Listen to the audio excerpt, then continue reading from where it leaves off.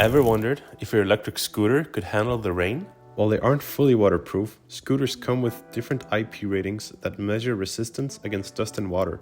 Apollo scooters boast an impressive IP66 rating, the highest in the scooter market, meaning they can tackle heavy rain but not surf the waves. Behind the scenes, Apollo uses advanced techniques to safeguard their electronics.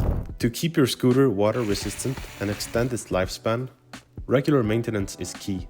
Inspect connectors, clean and dry your scooter after wet rides, and store it in a dry place, preferably indoors. Follow the manufacturer's guidelines and schedule regular checkups. Water damage can affect performance by causing corrosion and short circuits. By maintaining your scooter and protecting it from water exposure, you can ensure it stays in top shape.